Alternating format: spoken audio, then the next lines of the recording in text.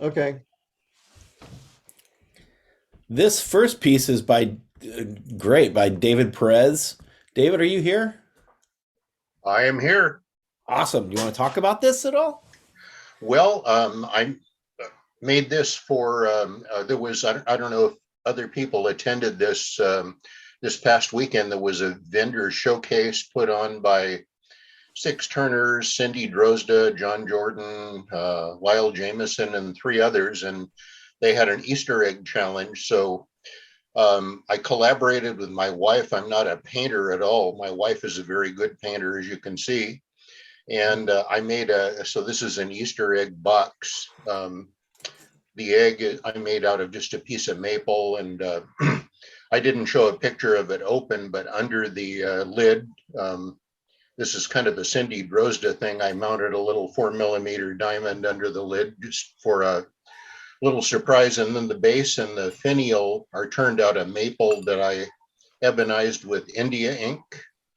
And my wife did the decorative painting, and in the competition we actually got second place at the vendor showcase, so I was pretty happy about that. Congrats. And it was a Cool. lot of fun. A lot of fun. So how long did it take your wife to paint all those things? She's a lot quicker at the painting than I am at the turning, so so I think she well, she had to do, you know, several layers of paint and then a couple coats of Krylon on the top. So she's got at least a few days work in it. And how tall is it? You know, I don't have it in front of me here, but I would estimate maybe maybe 8 inches, maybe 10 inches. Okay, that's pretty, yeah, Pretty pretty good big. size. Yeah. Just a real fun project. And I don't know if any of you guys follow, you know, a lot of these turners do these IRDs, interactive remote demos, and Cindy Drozda has one coming up next week. She's doing, excuse me, nesting egg boxes, where she has, you know, like an egg inside of an egg inside of an egg. Sounds like it'll be pretty interesting. So you can go to her website and sign up for it. And it sounds like a lot of fun. Yeah. Yeah, I've taken a couple of her classes, and yeah, she's excellent demonstrator, that's for sure. Yeah, really good. She also got a lot of good stuff on her YouTube channel too. Oh, absolutely. Yeah. So, all right. Well, good job, David. Excuse me. Good job, Thank you. David. Thank you very much. Next up is Dean. Yola, so you here? Dean? No, I don't think he is. Well, he has sent me 2 shots of a walnut bowl. That is really cool, kind of calabash style. I love the bowls that kind of turn back in on itself. So nicely figured pieces. And here looks like a box. I wish he were here so he could tell me what the woods were. But cool. I think that's just some sort of spalted something. Walnut maybe on top. The finial looks kind of cool. And a live edged bowl made out of something. Okay, so next up is Jason. Jason Goodrich. Yeah, Hey, man. hopefully it's not too loud. I brought my kids to the trampoline park, so it's kind of noisy in here. A lot of times on show and tell, we focus on some really advanced techniques or stuff that requires a lot of advanced tooling. And I wanted to throw these up. So pens are such an incredible incredible entry point into turning. You get to use some really interesting woods. These are lilac burl, Wow. and just really beautiful. And it's just such a fun project. Anytime someone's interested in at my place, this is the project that I give them, is to let them turn a pen. You don't need big equipment. You don't need so advanced extra tooling. It's just a fun entry point into the world of turning. That's the first thing I made. Really cool. What did you finish it with, Jason? Doctor's Woodshop Pens Plus. Nice. I used to do CA finish, but I had an order for 140 pens Wow. last fall, Wow. and so I switched over to something that was a little bit simpler, and it works great. Yeah. Very cool. Yeah, I'm gonna have to break down and someday make a pen. It looks like it could be fun.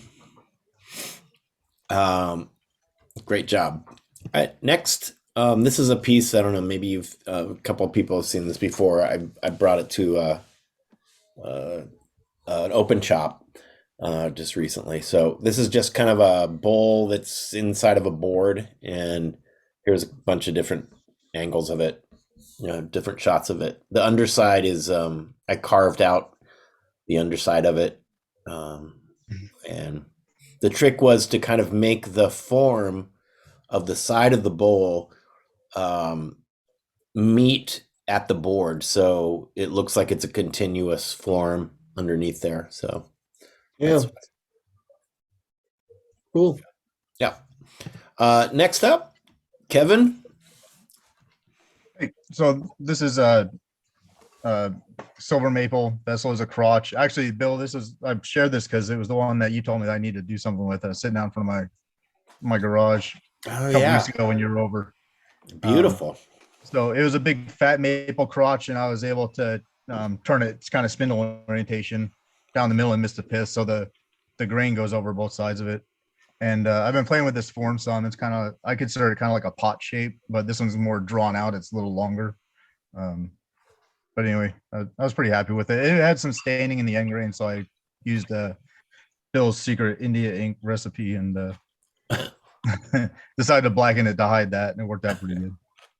Yeah, it looks great. Thanks. Did you just buff it with the Bill buffing system again, or Not even. It's just oiled and just buffed with steel wool. wow, it's beautiful. Very nice. And then this was a gnarly little piece of wood that was sitting out in front of Steve Walgrave's shop when I went out there to pick up some sandpaper a couple weeks ago. And I asked him what he's going to do with it. And I could tell it had some burl on it, but I couldn't even tell what it was. It looked like it was in a fire. Kim, I use tried and true. Is that what it's called? Yeah. Tried and true Danish oil for most of my stuff. But I couldn't even tell what it was. And I took it home and started cutting into it and saw it was this little manzanita burl. Wow. And was actually started with a different form. And then I stepped back and looked at it. I was like, with all those holes, it'd make kind of a cool looking artifact if I shaped it more like this little pot shape that I've been messing with. Yeah. So, and then I used some milk paint at the top to give it a feel like it had an old design in it at one point. Yeah. Oh, that's very cool. Thanks. Oh yeah, I see that. Wow. Was that hard to turn? It was hard as a rock, actually, and I couldn't get it. The cleanest cut I could get was if I scraped it. So Wow. there was a lot of shear scraping involved.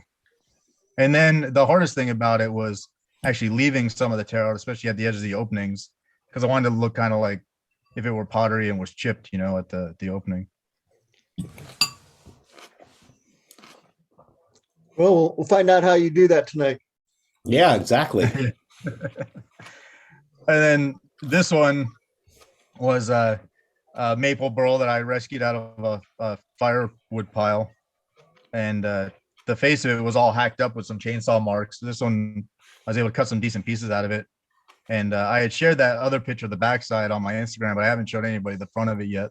And it like got popular quick. I think I got over 600 likes, more than 200 more than any other picture I put on there, and I think I've gained 60 followers in the last 3 days. Good for you. But yeah, pretty happy with that. And then this is the front. So this is another one with the big void, but this one, before I turned it, I cut the face and put these Jatoba splints in there, turned it with those in place and hollowed it out. And I did it to submit for the AAW Bridging the Gap.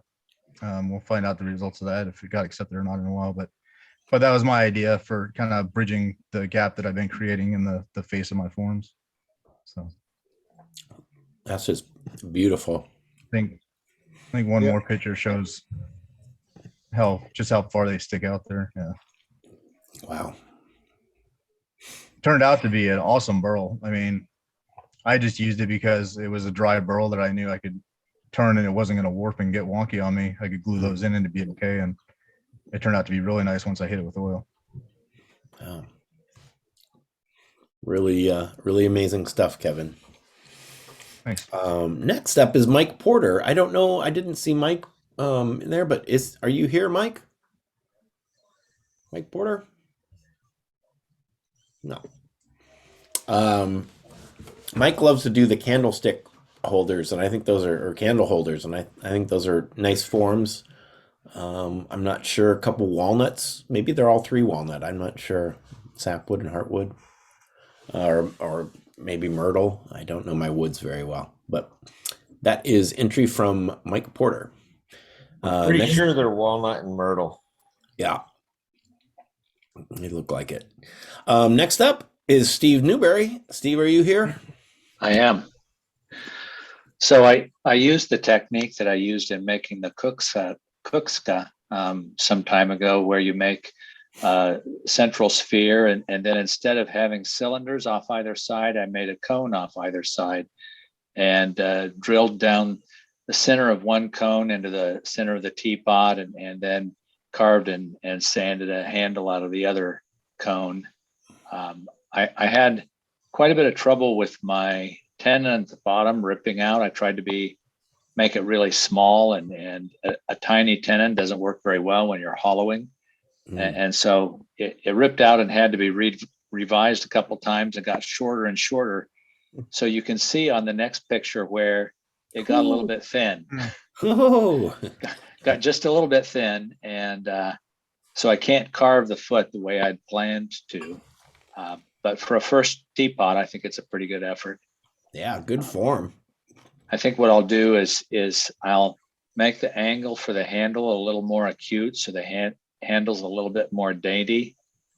And I'm trying to figure out how to make a off-center donut chuck, so that I can put it in this donut chuck and drill and turn the spout with it on the lathe instead of doing so much carving.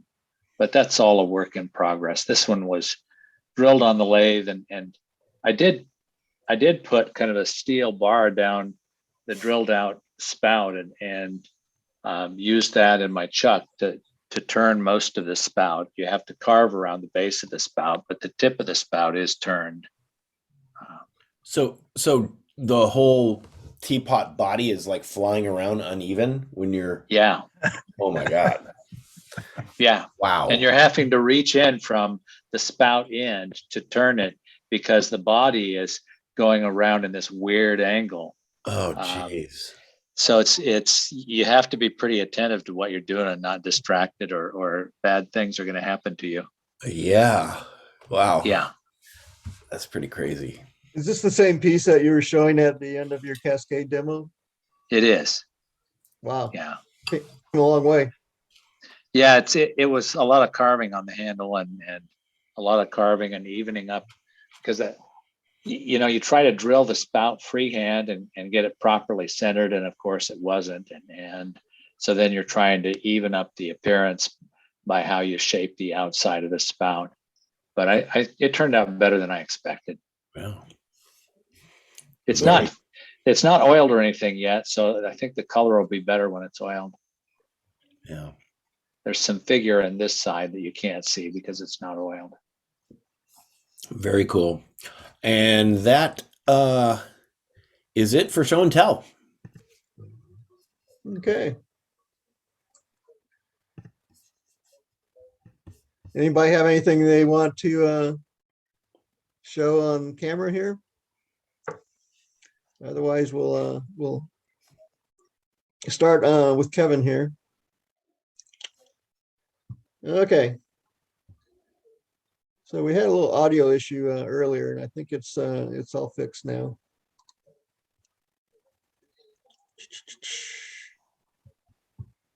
Where are we?